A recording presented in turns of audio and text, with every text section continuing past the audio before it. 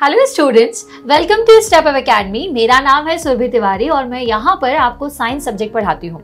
आज का ये जो वीडियो है ये स्पेशली मेरे 10th क्लास के स्टूडेंट्स के लिए है, क्योंकि अभी अभी आप 10th क्लास में एंटर हुए हैं और आपको ये पता होना चाहिए कि साइंस जैसे सब्जेक्ट की प्रिपरेशन कैसे की जाए। देखो, साइंस एक ऐसा सब्जेक्ट है जिसमें आपको कॉम्बिनेशन मिलेगा बायो, केमिस्ट्री और फिजिक्स का। फिजिक्स का पोर्शन मैं यहाँ पर आपको पढ़ाती हूँ, लेकिन आज मैं सिर्फ फिजिक्स की बात नहीं करूंगी।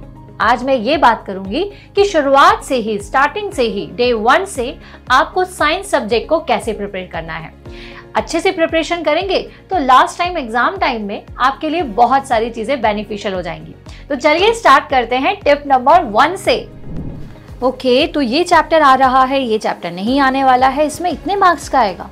तो आपको भी यही करना है। सबसे पहले स्कीम और सिलेबस आपको देखना चाहिए। स्कीम का मतलब ये है कि किस चैप्टर में से कितने मार्क्स का आने वाला है, मेरे पूरे सब्जेक्ट का कितना सिलेबस है, कौन कौन से चैप्टर्स इस बार बोर्ड एग्जाम्स में आएंगे, कौन कौन से चैप्टर्स एक्सक्लूडेड है, लास्ट ईयर कौन से चैप्टर आए थे, इस बार कौन से चैप्टर आने वाले हैं। ये पूरी इन्फॉर्मेशन आपको सब्जेक्ट की होना चाहिए। ओके, तो इस बार मैं आपको बता दूं कि आपका जो साइंस की बुक है उसमें सिर्फ और सिर्फ सोर्सेज ऑफ एनर्जी वाला जो पोर्शन है वो एक्सक्लूडेड है, और कौन से चैप्टर्स एक्सक्लूडेड है उसको देखने के लिए एक और वीडियो हमने बनाया हुआ है जो आपको हमारे ही चैनल पर मिल जाएगा। तो ये तो थी टिप नंबर 1 कि सबसे पहले अपने सब्जेक्ट को, अपने सिलेबस को पूरी तरीके से छानबीन करके समझ लीजिए कि हमें इस बार क्या क्या पढ़ना है।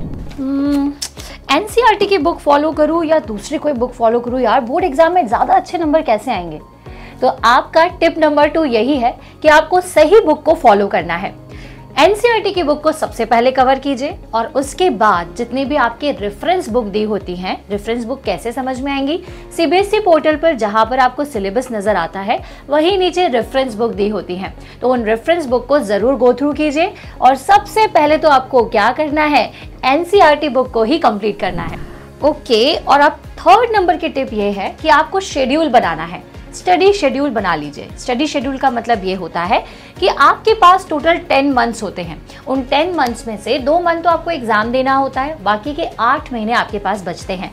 तो आपको सबसे पहले अपना पूरा शेड्यूलिंग कर लेना है कि मुझे कैसे पढ़ाई करनी है। पहले तो ईयरली, फिर मंथली, और सबसे ज़्यादा इंपॉर्टेंट है रेगुलर बेसिस पर डेली टाइम टेबल बनाना कि सुबह मैं इतने बजे उठा करूँगी, उसके बाद मेरे स्कूल का टाइम है, घर से स्कूल से आने के बाद मुझे इतने बजे बैठ जाना है पढ़ने के लिए, इतने बजे लंच लेना है। मतलब ये जो चीज़ है ना, ये आपके दिमाग में क्लियर होनी चाहिए, क्योंकि डेली टाइम टेबल्स आपको लगता होगा कि लोग फॉलो नहीं करते होंगे, लेकिन मैं आपको बता दूं कि जितने भी टॉपर्स हैं वो डे 1 से ही अपना टाइम टेबल बना के रखते हैं।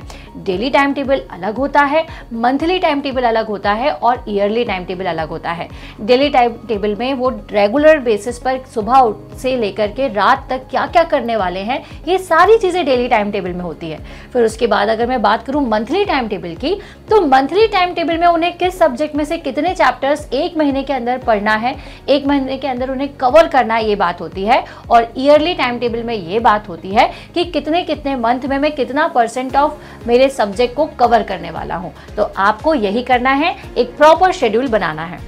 सो अब मैंने स्टडी मटेरियल अपना देख लिया है, टाइम टेबल डिसाइड कर लिया है, सिलेबस देख लिया है, लेकिन अब और मुझे क्या करना चाहिए। अभी एग्जाम्स को आने में काफ़ी टाइम है, तो मीनवाइल आपको ये चीज़ करनी चाहिए कि लास्ट ईयर के जितने भी प्रीवियस ईयर क्वेश्चन पेपर्स हैं, सैम्पल पेपर्स हैं, उन सभी को कहीं सेव करके रख लीजिए या फिर उनके हार्ड कॉपीज़ को कलेक्ट करके रख लीजिए, क्योंकि जैसे जैसे आप चैप्टर को कंप्लीट करते जाएंगे प्रीवियस ईयर क्वेश्चन को सॉल्व करना आपको बिल्कुल भी नहीं भूलना है। क्योंकि अगर आप पहले से ही प्रीवियस ईयर क्वेश्चन को सॉल्व कर लेंगे तो एग्जाम के टाइम में सिर्फ आपको रिविजन करना है और आपके एग्जाम की जो तैयारी है ना वो और ज्यादा सुपर डुपर हो जाएगी।